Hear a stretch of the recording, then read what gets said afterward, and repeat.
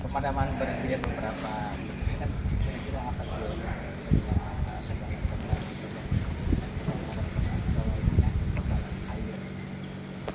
Baik, terima kasih rekan-rekan Radio Nusta. Jadi memang sebagaimana yang sudah kita ketahui bersama di beberapa media sudah kami sosialisasikan ke masyarakat secara umum maupun kami bahwa memang informasi memang kami dapati dari bagian pembangkitan kami dari kementerian daya yang ada itu memang dampaknya diakibatkan oleh El Nino, ya artinya musim kemarau. Walaupun pada dasarnya kita ketahui bahwa sumber-sumber pembangkit yang ada di PLN tidak hanya dari PLTA, ya ada juga dari PLTU, kemudian PLTB dan juga PLTG.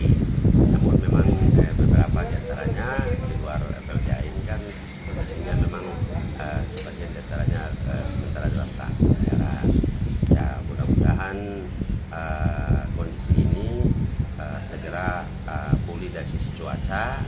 Kemudian untuk yang pembangkit di luar PLTA ini teman-teman di pembangkit bisa adakan akselerasi cepat mungkin supaya segera diperbaiki, termasuk untuk relokasi mesin-mesin pembangkit berbahan bakar solar dari beberapa unit yang lain segera masuk dan segera dilakukan instalasi untuk segera cepat bisa menuju sistem supaya bisa menambah daya pembangkit yang ada di Susaraba sehingga bisa mengurangi beban pemadaman yang terjadi selama ini. kalau untuk fasilitas khusus misalnya kayak rumah sakit seperti apa gimana ini? Kalau untuk teknis pemadaman, misalnya kami di Parepare khusus kami dikasih kuota sekitar 7 mega.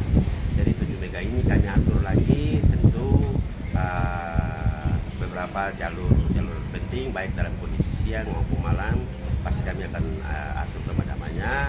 Misalnya untuk rumah sakit, terus kemudian kantor-kantor pemerintahan ini kan beroperasinya siang ini.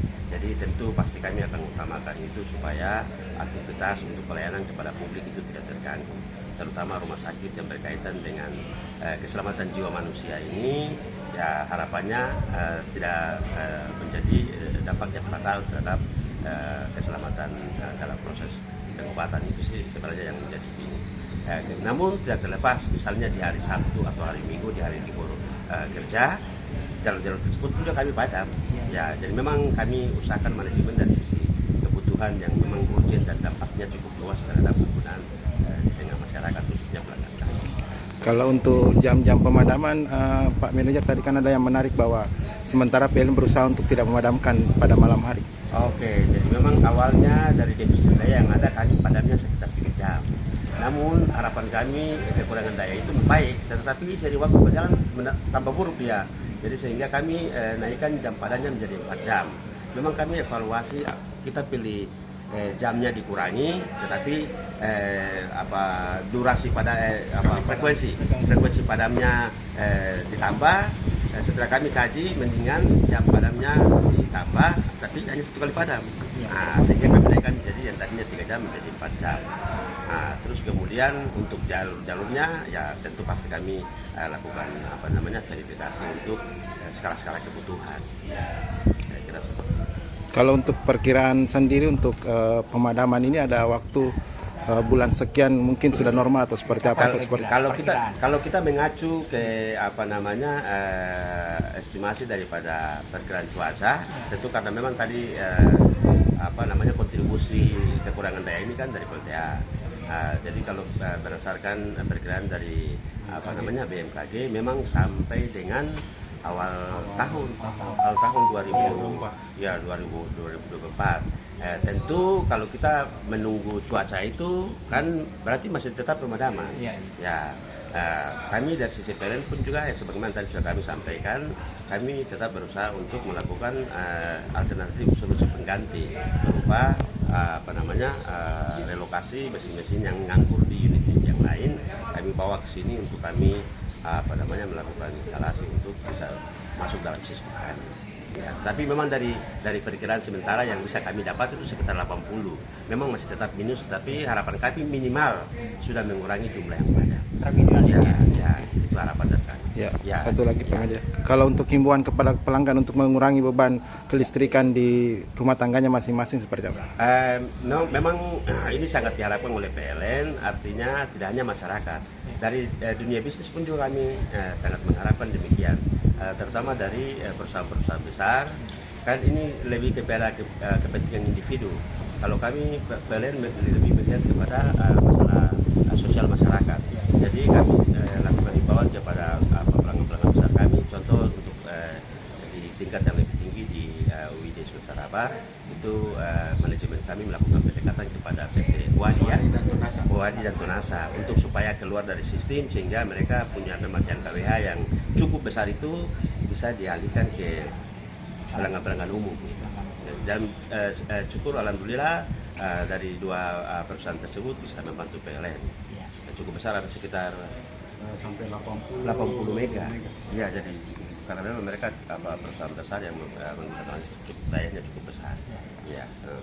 Kan lagi satu untuk potongan nanti bisa diputar setiap kali himbauan untuk menggunakan listrik Seefektif itu mungkin. efisien mungkin, jangan boros seperti tapi Ya, selalu nanti. baik untuk masyarakat secara umum juga kami himbau untuk supaya dalam melakukan aktivitas sehari-hari yang berkaitan dengan penggunaan listrik, kami harapkan untuk supaya menggunakan listrik secara bijak, ya dengan aman, jangan melakukan penyambungan yang terlalu berlebihan karena itu nantinya bisa berdampak terhadap konsekuensi terjadinya kebakaran. Ya, jadi masyarakat pun juga harus menggunakan listrik secara bijak.